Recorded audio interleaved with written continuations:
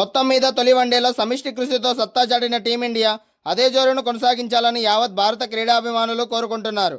అటు తీవ్ర ఒత్తిడిలో ఉన్న ఇంగ్లాండ్ ఎలా బదులిస్తుందనేది అత్యంత ఆసక్తికరంగా మారింది.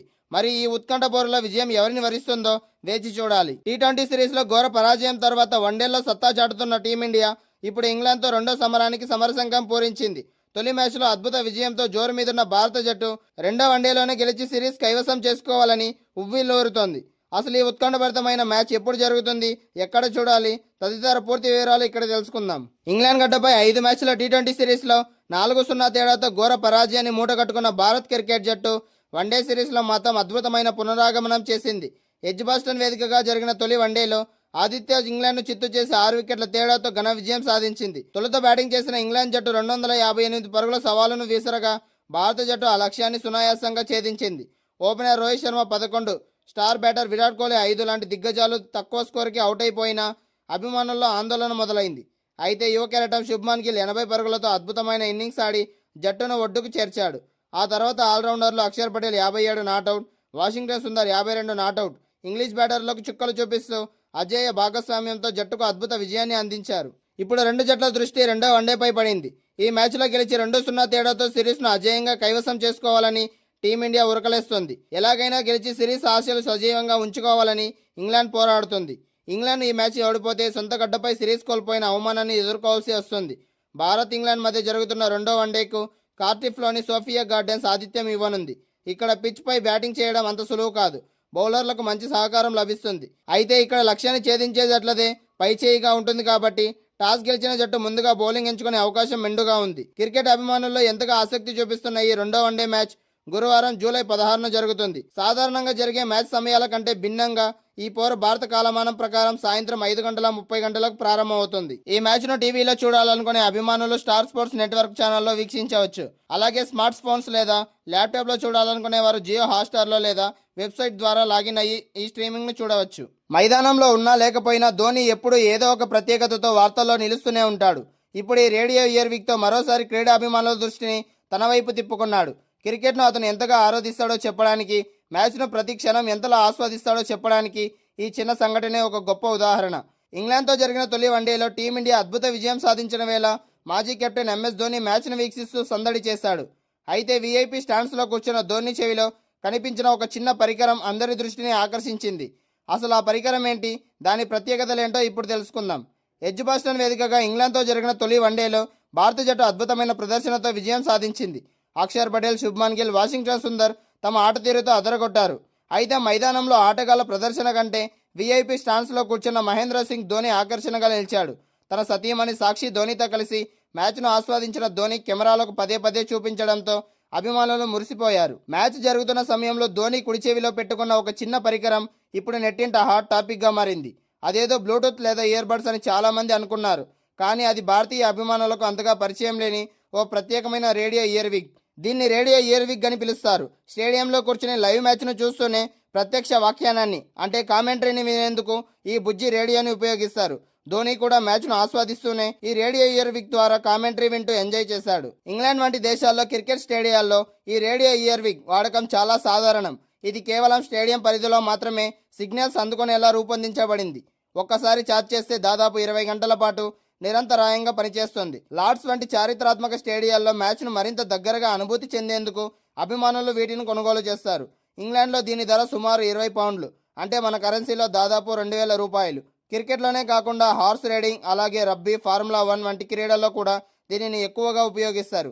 ధోని మాత్రమే కాదు, గతంలో ఇంగ్లాండ్ పర్యటనకు వెళ్ళినప్పుడు చాలామంది భారతీయ ఆటగాళ్లు ఈ రేడియోను ఉపయోగిస్తారు. జస్ప్రీత్ బుమ్రా, మొహమ్మద్ సిరాజ్ డ్రెస్సింగ్ రూమ్లో కూర్చొని దీని ద్వారానే కామెంటరీ వింటూ కనిపించారు.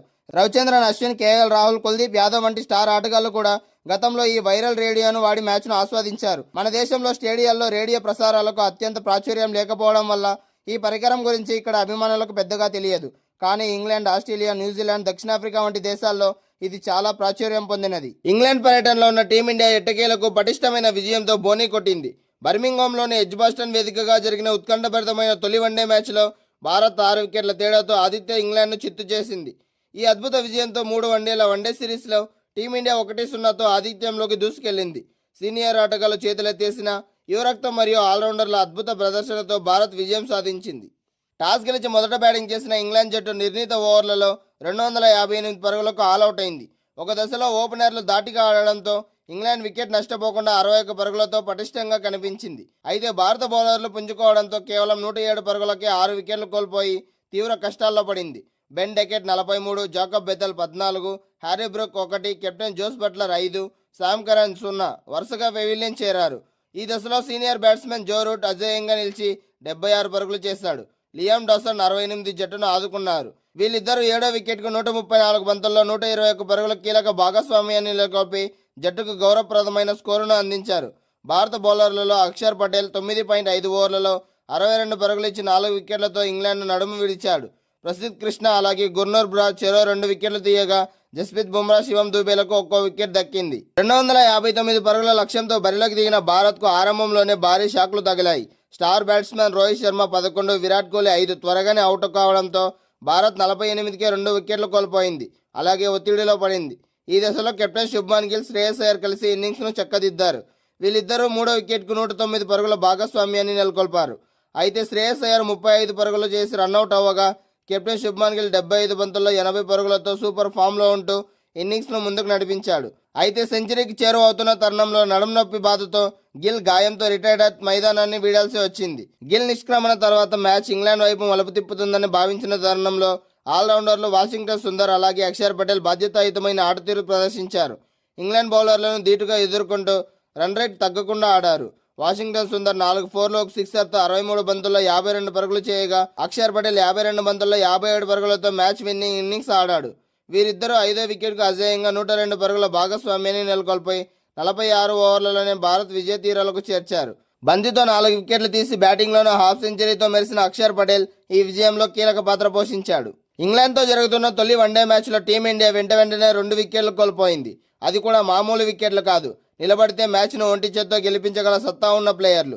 ఇంతకీ ఎవరంటే ఇంకెవరు, విరాట్ కోహ్లీ, రోహిత్ శర్మ.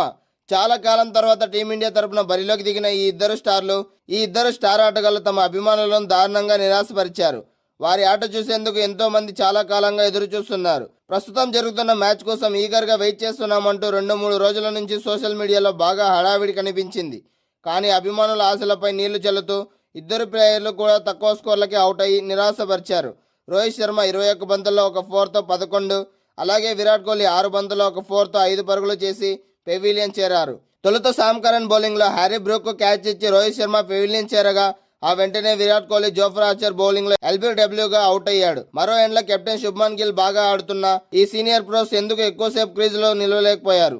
ఇక మ్యాచ్ విషయానికి వస్తే టాస్ గెలిచి మొదట బ్యాటింగ్ చేసిన ఇంగ్లాండ్ జట్టు 47.5 ఓవర్లలో 258 పరుగులు చేసి ఆల్అవుట్ అయింది.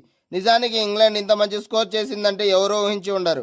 ఎందుకంటే కేవలం 80 పరుగులకే 5 వికెట్లు కోల్పోయిన తర్వాత కూడా ఇంగ్లాండ్ అద్భుతంగా కంబ్యాక్ ఇచ్చింది. సీనియర్ ప్లేయర్ జో రూట్ చివరి వరకు క్రీజులో పాతకుపోయాడు. 76 బంతుల్లో 76 పరుగులు చేసి నాట్అవుట్గా నిలిచి చివరిలో లియామ్ డాసన్ కూడా అద్భుతంగా పోరాడాడు. 83 బంతుల్లో 68 పరుగులు చేసి ఇంగ్లాండ్కు మంచి స్కోర్ అందించారు. అలాగే బెన్ డెకెట్ 43 పరుగులతో రాణించాడు. మిగతా బ్యాటర్లంతా విఫలమయ్యారు. టీమిండియా బౌలర్లలో అక్షర్ పటేల్ 4 వికెట్లు తీశారు.